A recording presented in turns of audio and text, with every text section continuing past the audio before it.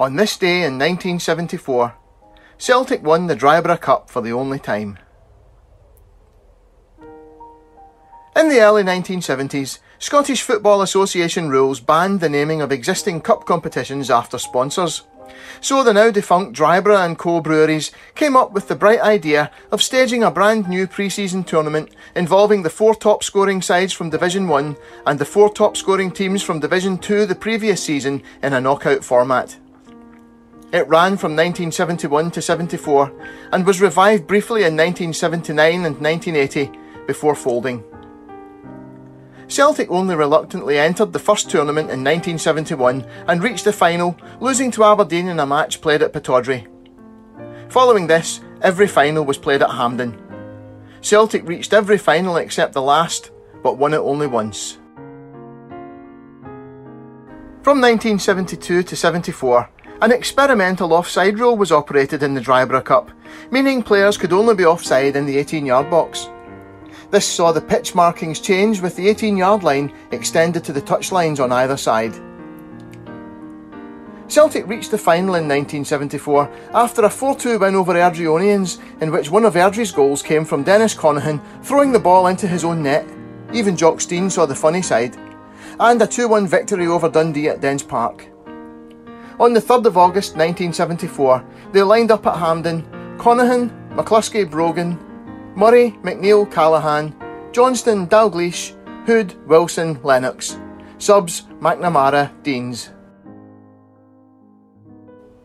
The Evening Times and the Daily Record hailed an instant classic as Celtic and Rangers fought out a 2-2 draw after extra time.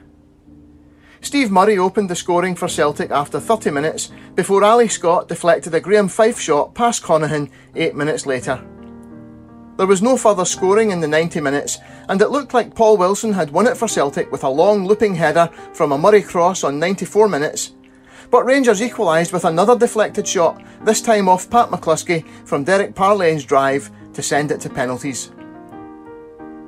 Ian Archer in the Glasgow Herald was less impressed than his tabloid colleagues and made particular criticisms of the experimental offside rule, writing on the 5th of August, and apologies for the terrible impression. There will be many who say that Saturday's final, so full of goals and goalmouth incidents, so unpredictable from 3 p.m. to 5:32 p.m, was an epic in miniature, a feast to set before anyone's table. They would belong to that brigade of gluttons who believe good food means a tin of beans. The offside experiment not only cut out almost all the recognisable midfield play that should be at the heart of every game of football, but it made such demands that John Gregg and Alex MacDonald were substituted, Sandy Jardine a spent force long before the end.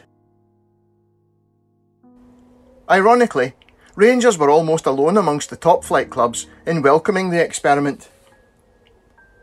The penalty shootout was decided at the Celtic end of the ground, and Rangers new keeper Stuart Kennedy saved the first from Bobby Lennox. Sandy Jardine then scored for Rangers to put them 1 up. The shootout was equalised in the next round, Dennis Conaghan saving from Derek Parlane and penalty specialist Pat McCluskey scoring for Celtic. Then Celtic went ahead when Steve Murray scored and Conaghan saved again, this time from Tommy McLean. Tom Callaghan and Graham Fife scored to leave Celtic 3-2 ahead after 4 penalties each, and with Celtic's last, Jimmy Johnston put Celtic 4-2 ahead and out of reach to clinch Celtic's only Drybrough Cup win.